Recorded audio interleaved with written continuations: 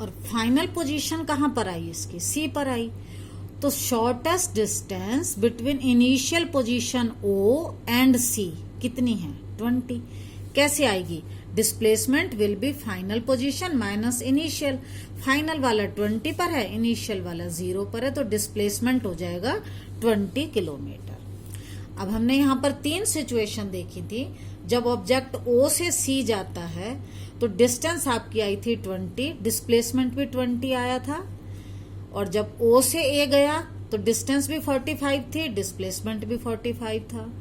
But in the third case what happened, the distance was 70 but displacement was 20। तो इससे हमें क्या infer हुआ, therefore the magnitude of distance and displacement may be equal, equal भी हो सकते हैं और मे नॉट बी इक्वल, और जरूरी नहीं है कि वो इक्वल ही हों, मे और may not be equal. Now a special situation arises, can the magnitude of displacement be 0?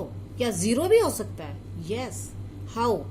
Late an object moves from O to A।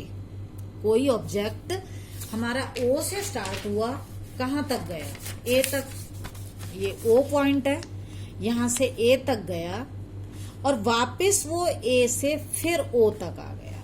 मतलब जहां उसकी इनिशियल पोजीशन थी वही उसकी फाइनल पोजीशन। देखो ऑब्जेक्ट O से A तक गया और वापस A से O तक आ गया। जो उसकी इनिशियल पोजीशन थी वही उसकी फाइनल पोजीशन है। तो फाइनल पोजीशन भी 0, इनिशियल पोजीशन भी 0, दोनों का डिफरेंस आएगा 0। तो डिस्प्लेसमेंट क्या हो गया, 0।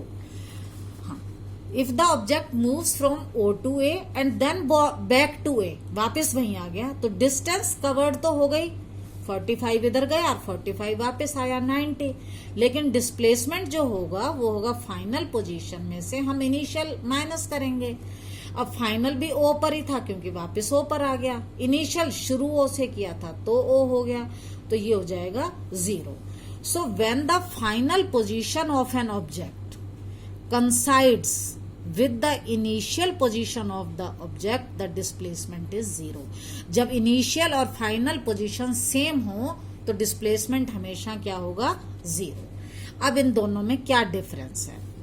फर्स्ट पॉइंट है डिस्टेंस का, it is the length of the actual path covered. हमने कितना पाथ कवर किया, कितना रास्ता चले एक्चुअल में, वो होती है डिस्टेंस। इसमें डायरेक्शन का कोई मतलब नहीं होता, आप किसी भी डायरेक्शन में जा सकते हैं। डिस्प्लेसमेंट में क्या है, ये शॉर्टेस्ट डिस्टेंस होती है इनिशियल और फाइनल पॉइंट के बीच की। नेक्स्ट है it is a scalar quantity, क्योंकि इसमें सिर्फ मैग्नीट्यूड था, no direction. It is a vector quantity, क्योंकि ये एक स्पेशल डायरेक्शन में ही होगी। जैसे अब हम इस केस में देखें, यहां पर कोई पर्सन है, वो A से स्टार्ट करता है, B तक जाता है और फिर C तक पहुंचता है।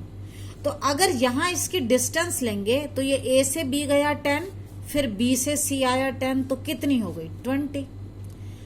बट अगर हमें डिस्प्लेसमेंट लेना है तो हम ऐसे नहीं लेंगे, हमारी ये एक स्पेशल डायरेक्शन होगी। इनिशियल पॉइंट था A, फाइनल पॉइंट है C, हम A और C के बीच के डिस्टेंस को नापेंगे और ये आ जाएगा डिस्प्लेसमेंट, और ये सिर्फ एक फिक्स डायरेक्शन में ही होगा। Therefore it is a vector quantity. Third, distance can never be negative, it can never be 0, हमेशा पॉजिटिव ही होगी, क्योंकि कुछ ना कुछ तो डिस्टेंस ट्रेवल होगी।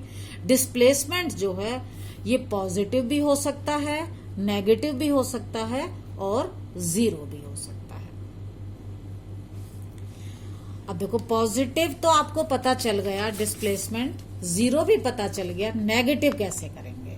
देखो ये O से कोई ऑब्जेक्ट A तक गया और फिर क्या हुआ, ये वापस इधर आ गया।